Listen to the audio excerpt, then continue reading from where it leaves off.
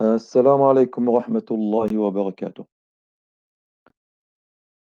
Today we will talk about the requirements to export food products to the Arabic Gulf countries.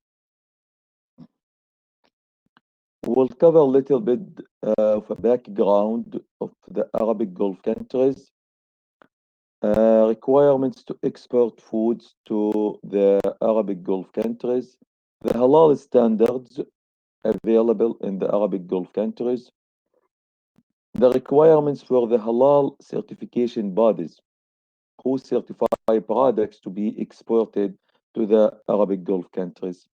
And we'll have a short summary in the end, inshallah. So there are seven countries in the Gulf area: United Arab Emirates. And as we see, each country, they have their own standardization authority. So in the UAE, we have the Emirates Authority for Standardization and Metrology. The Kingdom of Bahrain Standards and Metrology Directorates. And then the Kingdom of Saudi Arabia, the Saudi Standards Metrology and Quality Organization. Sultanate of Oman, Directorate General of Specifications and Standards. Then State of Qatar, State of Kuwait, and the State and the Republic of Yemen. So, talking about the population of these countries, we have seen increase, especially in the last 10 years. So the Kingdom of Saudi Arabia, of course, is the largest country in size and in population, with about over 33 million people living there. Then the Republic of Yemen, about 29. United Arab Emirates, it is almost 10 million nowadays. Sultanate of Oman, almost 5 millions. Then State of Kuwait, over 4 million. State of Qatar, 2.65, and the Kingdom of Bahrain, 1.4 million. So these countries, they are exporting lots of halal food. Of course, meat is the most important halal food. And if we look at the importing Muslim countries of halal meat, Saudi Arabia is in the top, importing $2.7 billion of halal meat. Next is the United Arab Emirates. Then after that, we have Egypt, Malaysia, Iraq, then many other Muslim countries below 500 millions, half billion. So it's not just the halal meat. If we look at the report was prepared by the United States Department of Agriculture, USDA, they are saying that Saudi Arabia, the United States, exports more than $1.5 billion of agricultural products, meaning is food, to the kingdom. Okay. And they're also saying that Saudi Arabia is reliant on imports or to meet up to 75% of their food. So 75% of their food needs are imported from different countries, not just the United States. So they reach approximately 600 million in 2019, approximately 40% of the total US agricultural and related product exported to Saudi Arabia. So this is just an example, give us how much of exported food is going to the Gulf area. Most of these Gulf countries rely on importing food products from different parts of the world. Of course, United States is one of the major source of these foods. Not for meat. When we talk about meat, is probably Brazil, Australia, New Zealand, and other countries as well. So to export foods to the GCC, it is very important to follow the regulations. Each country has their own regulations. There are halal standards. Of course, United Arab Emirates established one of the important halal standards in the area and in the world also. GSO, they have their own standards. There are slaughtering standards. They require slaughtering to be by Muslim or Ahlul Kitab. Stunning is questionable. Mechanical is questionable. Processed food products free from non-halal materials. Cosmetic products free from non-halal materials. Other products also need to be free from non-halal materials in general. Okay, so this is the general guidelines when it comes to exporting food to the GCC countries in general. Looking at the halal standards in the Arabic Gulf area. There are different standards. Of course, the most important standard is for slaughtering. And the important slaughtering standards is the 993. It is a UAE standards, it is GSO standards. Some other countries also have their own slaughtering standards, like Yemen. Also, they have standards for food products, the UE or GSO 2055-1. There are standards for cosmetic products, UE 2055-4. There are other standards and requirements also for other products, but it's not as established as the slaughtering standards. That's the most important standard. Then next is the halal food standards. That's why we're going to focus more on these two standards.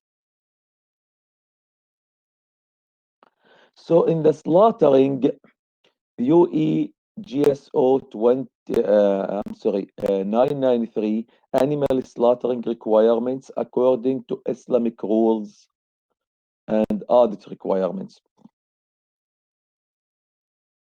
Established by Saudi Arabia in early 90s, then revised in the 1998, then revised and adopted by GSO in the 2015, then adopted by UAE in the 2015. Then it become acceptable in most of the Gulf countries. So this standard was started in the 1990s and still same requirements or very similar.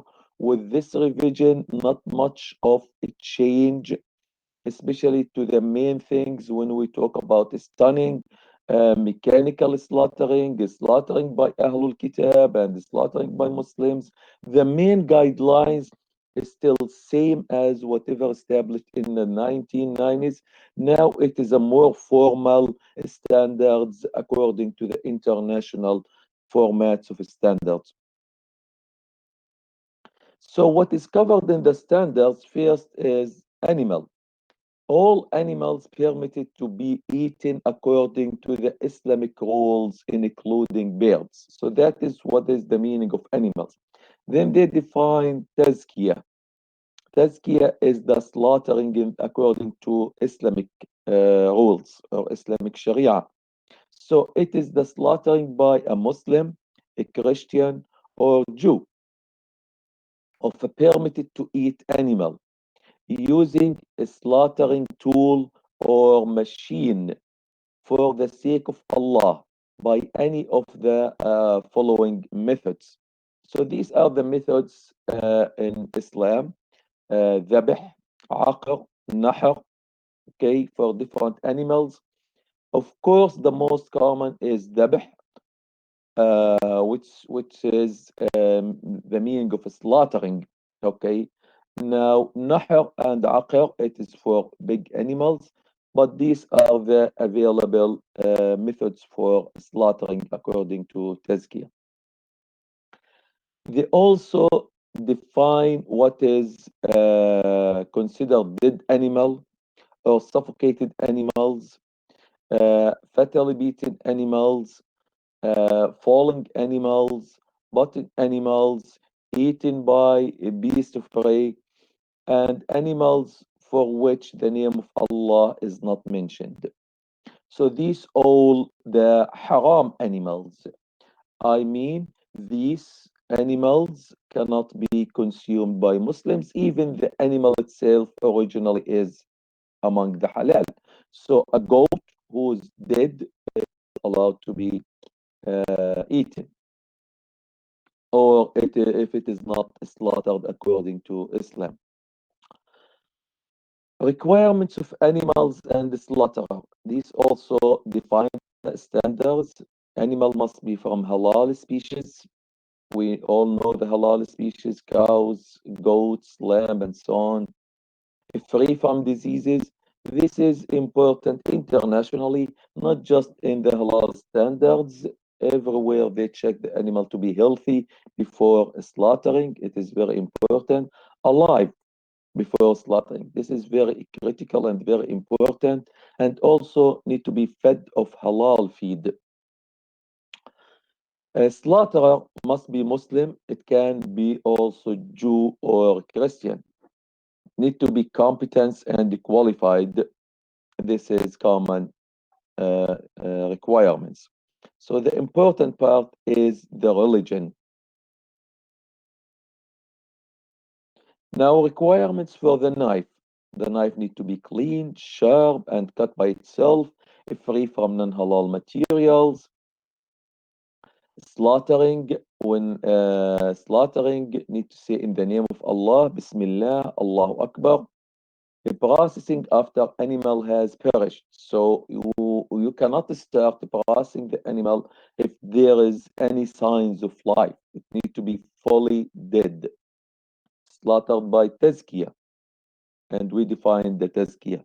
Cutting neck or other parts after complete bleeding, so animal is fully dead. Cut from the front, chest side. This is where the slaughtering happening, and cut the pharynx, esophagus, and jugular veins. These some moral, which we call sunan for the slaughtering. Make sure the animal is facing qibla, done by the right hand, not the left hand. Quick also. Do not sharp the knife in front of the animals. A humane and merciful treatment of the animals. Do not slaughter animal in front of others. Animal must be rested, clean or washed before slaughtering. Slaughtering practices requirements. Stunning and unconsciousness are not recommended.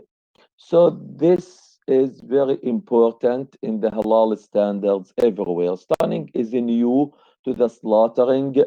Most of the slaughtering used to be by hand without stunning.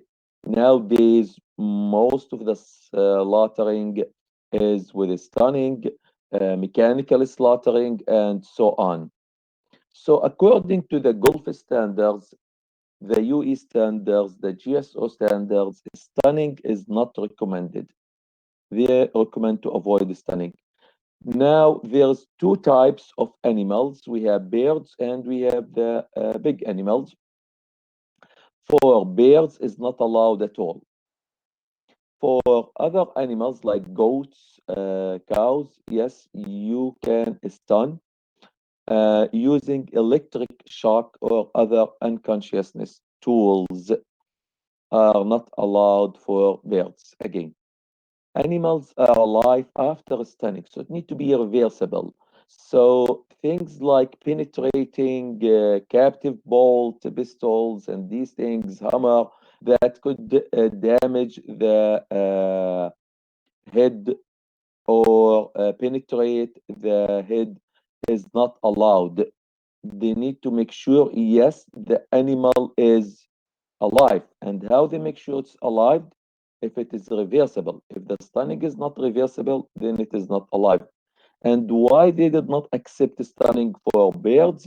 Because they have seen studies saying most of the birds are dead, is not reversible.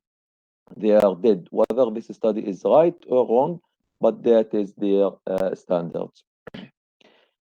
Conditions for mechanical slaughtering. They allow mechanical slaughtering. Okay. Follow slaughtering process requirements. What we just mentioned about Tazkiyah, Bismillah, Allahu Akbar, Muslim or Christian, and so on.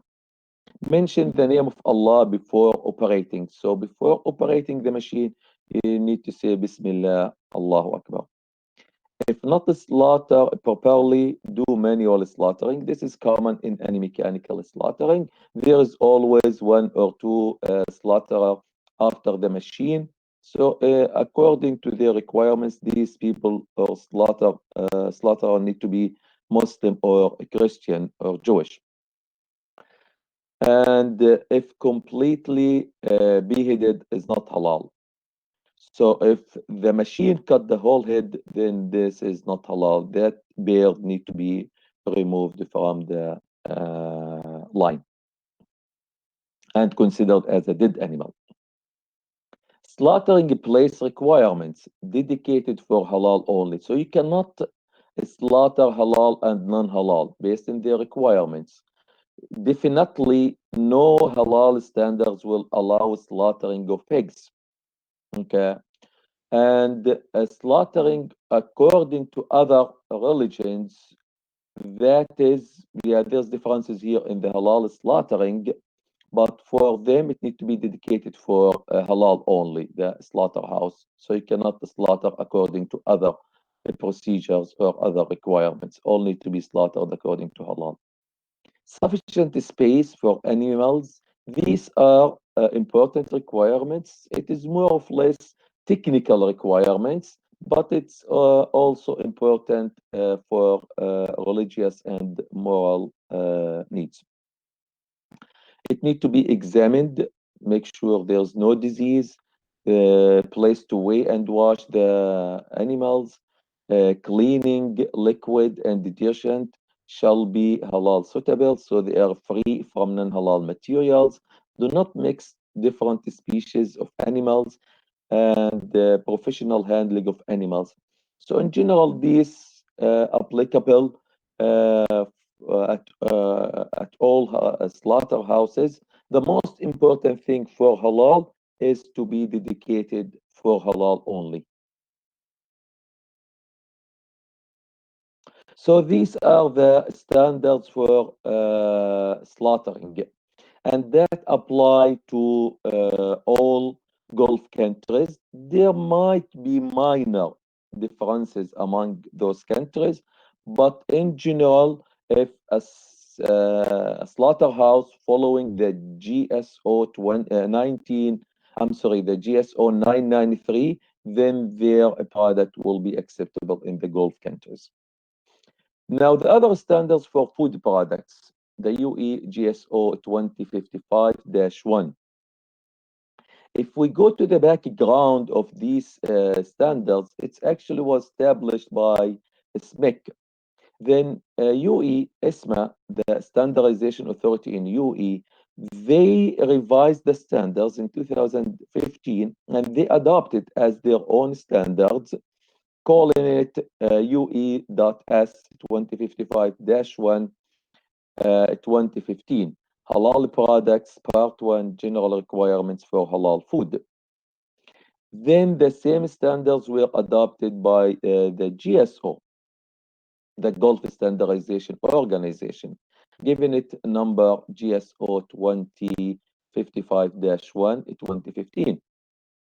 And it is accepted by most Gulf countries. The Islamic standards were revised in 2019, so they have second edition. They have several additional requirements. However, in the UAE, in the Gulf area, that 2055-1, 2015 is still the valid standards. There is no current revision for now. So the standard include some definitions: Islamic Sharia, halal food, tazkiyah again also is defined here in these standards, halal certificate, genetically modified food, food additives, aquatic animals, general requirements for halal food. All foods, their derivatives, products, parts, extracts shall be subject to the provision of Islamic rules in terms of allowance or prohibition as per Annex 1. We will talk about Annex 1 that determine what is non-halal materials, what is not halal in the standards. Islamic rules shall be adhered to in all phases of food chain of halal food products. So they're looking to implement the halal requirements from farm to table to the whole chain of the halal of the food industry. All food additives and raw materials should be free from non-halal components. This is the main important part when it comes to halal manufacturing, to halal products, to halal food, to be free from non-halal components.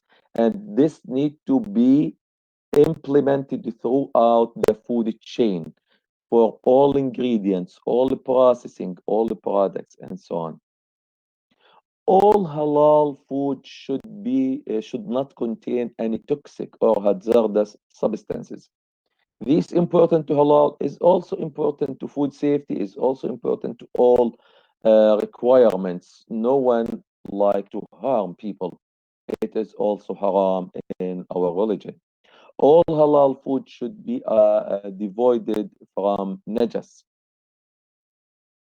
Najasa or najas, it is whatever non-halal materials, that is najasa. So again, non-halal. Okay, to make it simple, when we say najasa, it is a non-halal materials. All non-halal products should be completely separated from the halal products. So this is also very important in the processing facility or establishment.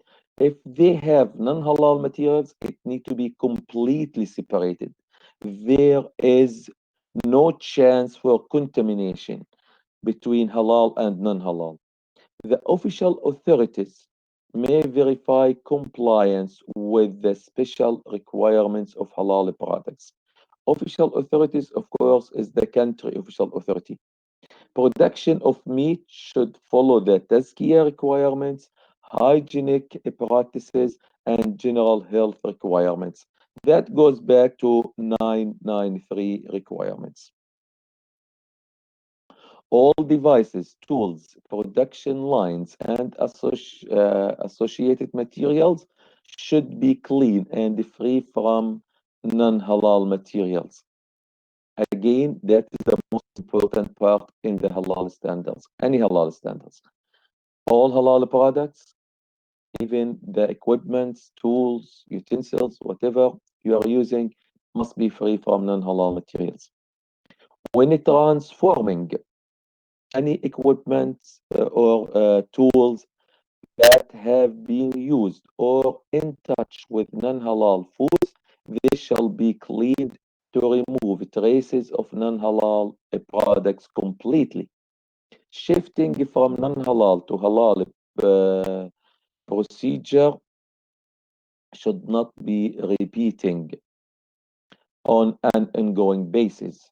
So you cannot shift from halal to non-halal. Okay, if you have equipment that used for non-halal, you clean it, make sure cleaning is validated verified, it removes all residues of non-halal materials, then used for halal only. You cannot go back to non-halal. You cannot shift back and forth. Today halal, tomorrow non-halal, and so on. No. So based on their standards, you can clean the equipment, then use it for halal only. For cleaning, there shall be no use of any detergent, liquids, greases, oil, or fats that contain non-halal components or materials.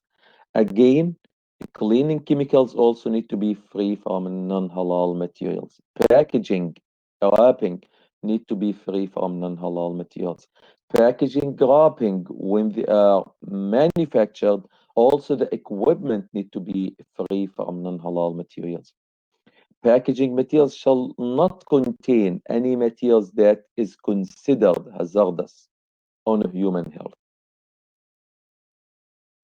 Now, for retail products, there are additional requirements for the distributors and the facilities. Deal only with halal products. So, as a retailer or distributor, you cannot have halal and non-halal.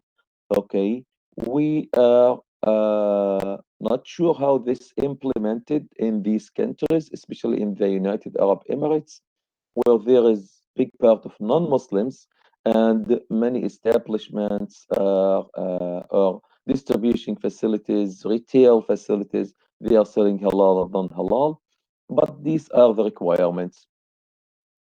The tools, equipment, and utensils used for halal products should be totally separated from those used for non-halal. That is important. Again, you cannot use the equipments, utensils, tools, whatever, for halal and non-halal. Total separation. If a facility or a place of service usually deals in non-halal products but intends to switch to halal production, it should go through cleaning a process in accordance with Islamic rules before commencing halal production. So cannot go back to deal with non-halal materials. Clean and move to halal only. Storage also, display, transportation, they have requirements. There is no non-halal materials. If there is halal materials, there should be full segregation, separation. That is very important. Labeling also, they have additional requirements for labeling in addition to the regular requirements where you have the name, the product type, the manufacturer, the weight, other things, list of ingredients. Also, you need to list the materials that may come from animals like fat, oils, and other meat derivatives. And you need to declare the source. This is a plant fat or animal fat. This rennet is microbial or it is animal rennet, and so on. All kinds of fish with scales, shrimp, and fish, egg of fish with scales, including their byproducts, shall be properly labeled as scaled fish and others as non-scaled fish. There are also some other requirements in GSO 993, GSO 9, that is a special standards for labeling, and also GSO 2055-2. Now, going to Annex 1, where the non-halal materials is classified. Number one is animals. Of course, animals is the most important item when it comes to halal. So we have halal animals that allowed to be slaughtered. Okay. Now, if this halal animal not slaughtered according to Islamic rules, it become non-halal materials. Pigs, of course, pigs is the most critical when it comes to halal production. Now, there are many other non-halal animals that cannot be used for food, but is not as critical as pigs. Why? Because most of these animals are not commonly used for food. For example, here in USA, is not allowed to use any of these listed animals for food. The only one allowed and is very common is pigs. So it is very, very critical. Predators such as lions, cheetah, I'm not sure of any part of the world using these for food, but anyway, it is haram according to Islam. Birds of prey as well, rodent, reptiles, and so on, scorpions, and all types of insects. Of course, they not do not allow any insects. Some halal standards will allow the use of insects. In USA, insects become important part in the food industry, alternative source of protein. According to the UE GSO standards, insects are not allowed. Even bees are not allowed. Of course, if there's unavoidable parts of the bees in the honey is halal, so it's okay for them. The only one is allowed is locusts. So these mainly the non-halal animals. Now going to aquatic, most of the seafood fish are acceptable. Now, if they have any toxicant or harmful species, then they are not allowed because of the toxicant. If you can remove the toxicant, then yes, it become untoxic, then it is allowed. You can use it for halal food. Plant also same thing. All plants are acceptable except if it is toxicant or harmful. Again, if you remove these toxicant or harmful materials, it become allowed. Beverages, of course, the intoxicating beverages, alcoholic beverages are not allowed. GMF produced with the prohibited species. So if you have genes from non-halal animals or genes from human used in this genetically modified foods or organisms, then it is not halal. So you need to go back to the genes used in the process of developing these organisms or this food. The blood, of course, is not allowed, and any blood derivatives, any type of blood. Food additives. Food additives, if they are toxic or harmful or contain or contaminated with any non-halal materials, they become not allowed. Enzymes, of course, enzymes from animals, these the most critical. Microbial enzymes also need to be free from non-halal materials throughout the process. Microorganisms produced on non-halal environment. So the culture media for microorganisms need to be of halal materials. But the microorganisms itself, they are halal. But what could make them non-halal is the culture media. The other standards are for cosmetics. Of course, the only cosmetic standards available in the GSO is the UE standards, requirements for cosmetic and personal care. Follow all requirements in UAE.S 2055-1. So all requirements for the food products also apply to the cosmetic products and personal care products. So whatever we mentioned from non-halal materials throughout the process, this must be implemented. Industrial ethanol is allowed to use in cosmetic and personal care. Of course, ethanol from khamr or alcoholic beverage is not allowed, free from all harmful materials or toxins. Okay, so it need to be safe for human use. Full segregation from all non-halal materials throughout the production and the transportation. GMO products, we talked about it, cleaning chemicals free from non-halal and so on. Now they have also requirements for the halal certification body. When it comes to exporting countries to the Gulf countries, products need to be certified by halal certification bodies. So for the halal certification bodies, we have mainly the requirements from the United Arab Emirates that is established by ISMA. And also we have requirements for the Saudi Arabia. Okay, there's a new law still in the process to be implemented.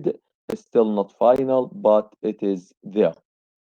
Also, we have some requirements in Yemen, in Qatar, in Oman, Bahrain, and Kuwait. But in general, these countries would accept whatever recognized by Muslim authorities or recognized by the UAE or other Muslim countries. They do not have their own system for recognition and accreditation and so on for the halal certification bodies.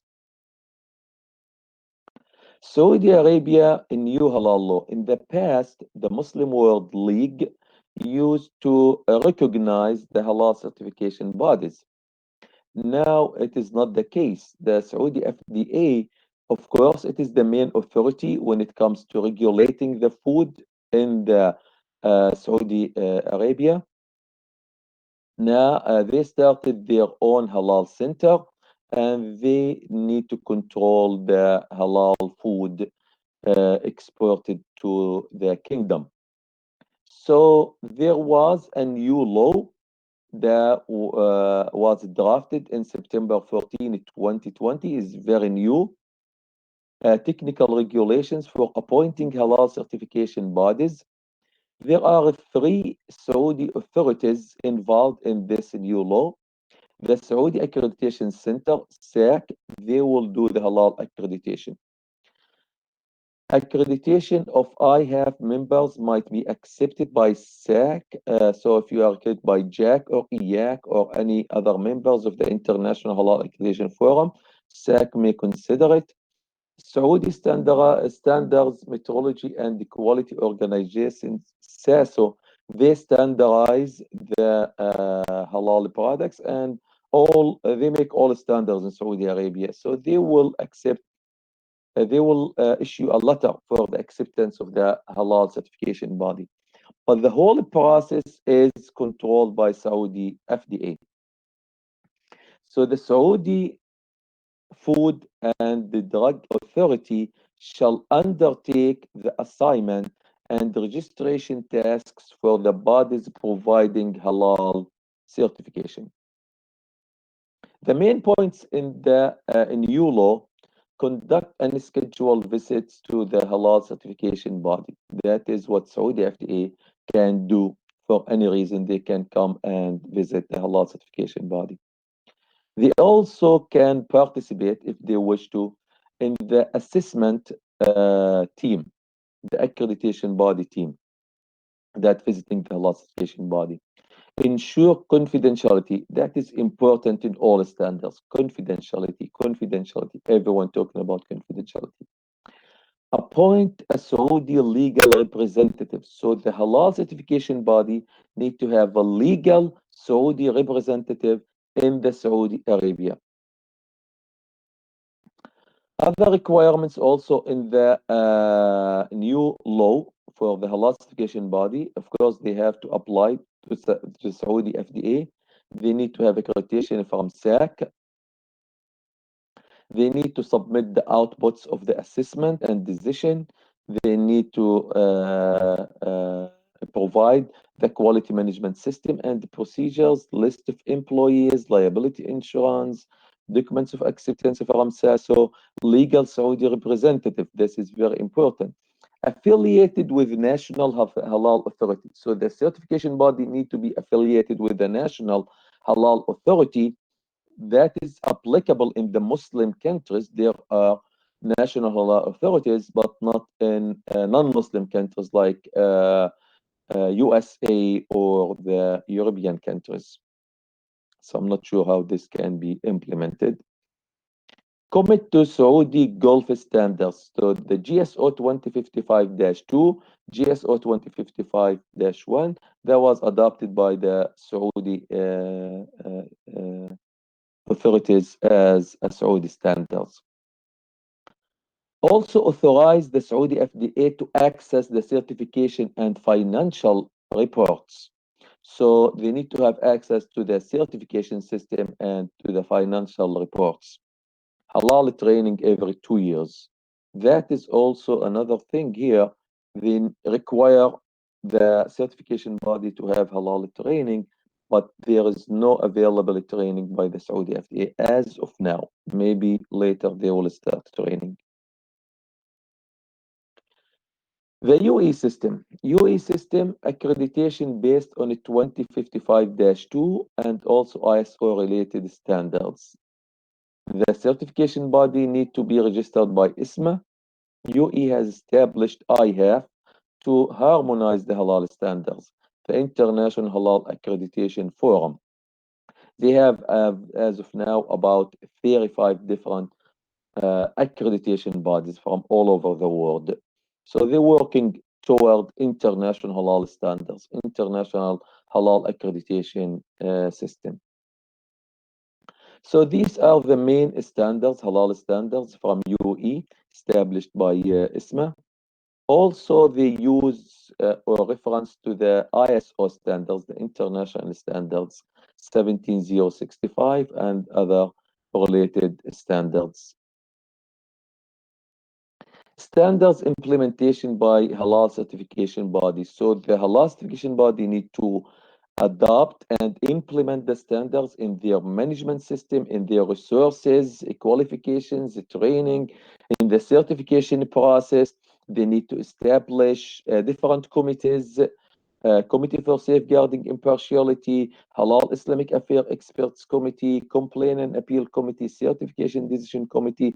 The audit process need to be also according to the UAE standards, records and documentations. All this system will be assisted during the accreditation visit.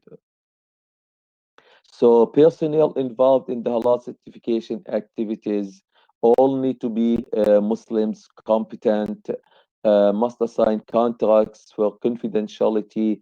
Halal certification body shall maintain records for all personnel. Technical auditors, there are additional requirements for technical auditors also.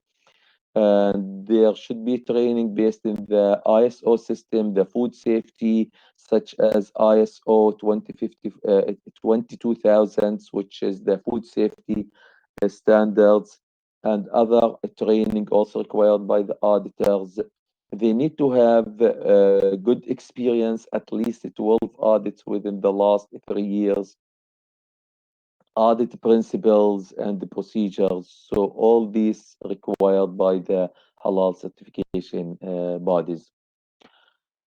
So how this work? ISMA recognize halal accreditation bodies.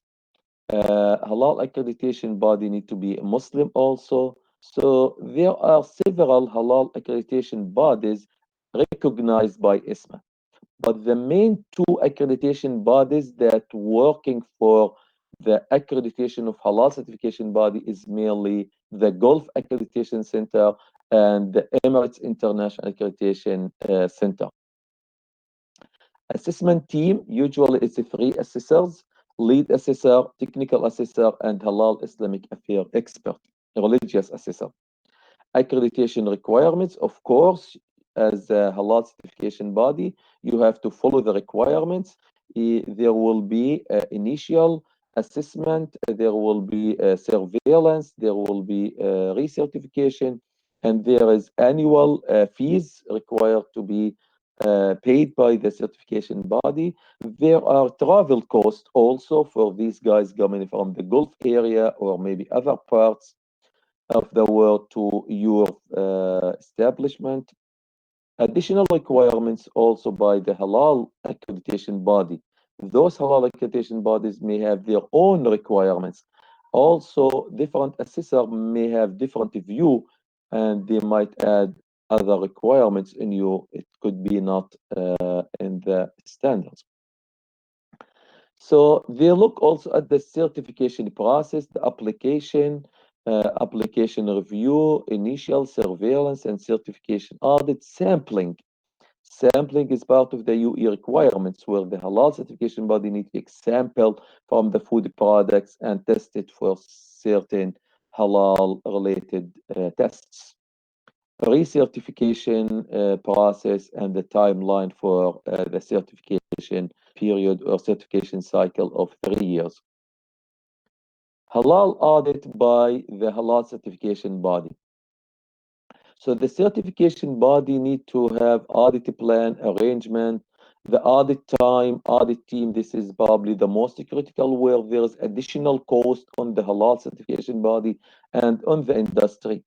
And they have to check the whole management system, the food safety system, the resources, the materials in details for the food industry or the halal industry.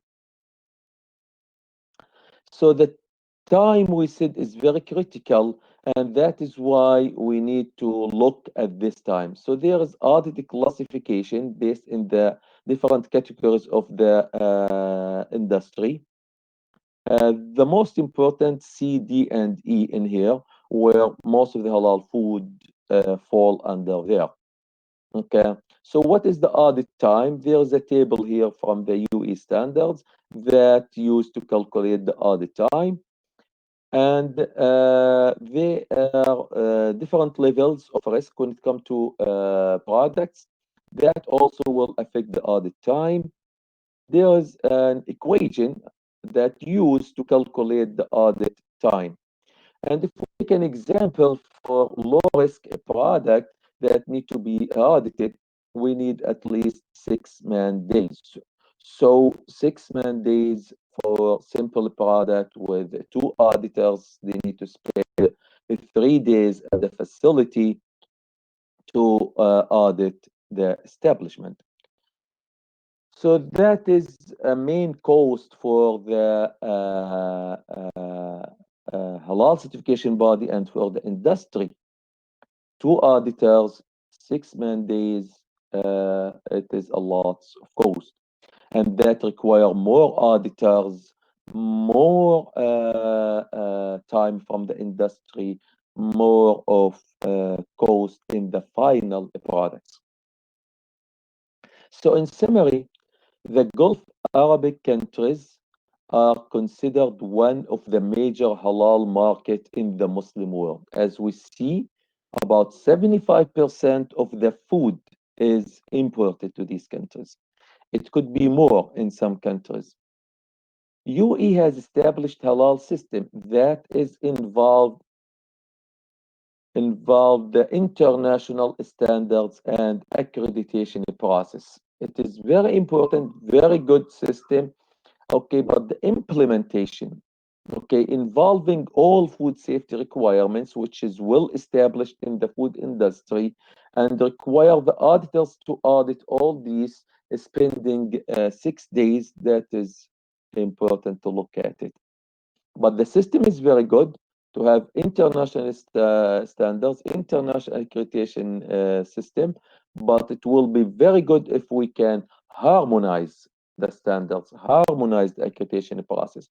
And that's what UE looking for and working toward. We hope they will be successful. We hope other Muslim countries also will work with harmonizing the halal standards. Then we would have one standards, one certification system that will make very much of benefits in the halal industry. Saudi Arabia has started its own halal center and halal certification process. So we are wishing for harmonizing, but we are seeing more of requirements and standards coming even in the Gulf area. Other countries accept halal certification bodies recognized in the GCC region and other Muslim countries. All Gulf countries require the meat and meat products to be halal certified, accepting the slaughtering of Muslims and Ahlul Kitab. So this is very critical to all Muslim countries, not just the Gulf countries, that the meat need to be halal. Now, when it comes to other products, yes, some countries may check it, some countries may not check it, some countries may require halal certificate, may not require halal certificate. The most critical one here is UAE and Saudi Arabia, who check more and more products, who trying to implement halal to more and more products. We will see this also in other Gulf countries and in other Muslim countries requiring other products, not just meat or meat derivative materials to be halal certified. So this is the end of my webinar. Thank you very much for joining the webinar. And if there's any question, please go ahead. Thank you so much, brother, for very enlightening presentation. I have two questions. Uh, you can see in the Q&A. Mhm. What is the ruling on bee venom? Like we see cosmetics products these days containing bee venom. Well, I'm not sure in the Gulf countries what is the requirements or if it is considered as halal or not. I cannot say in their behalf because I'm not sure. Okay, but in my opinion, yes, it is acceptable. It is halal.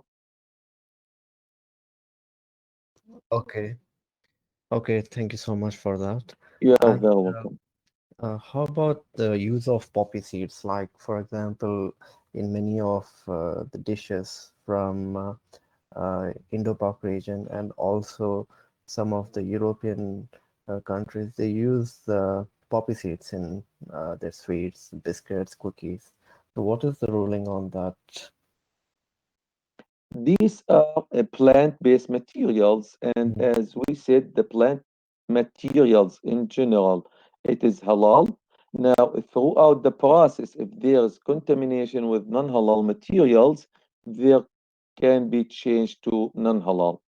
Talking about poppy seeds, to my knowledge, there is no process that involve non-halal materials, so it would be acceptable to be used in the halal food. Okay, thank you so much for that. You are very welcome. So, any more questions from the attendees? If no, then we can close the session. Any questions? No, there are no more questions. So, inshallah, uh, we can end this webinar now, inshallah. Inshallah. Thank you so much, brother. Thank you so much. Welcome. Assalamu alaikum, and thank Walaikum you assalam. for attending the webinar. Thank you so much. Thank you. Assalamu alaikum. Walaikum assalam.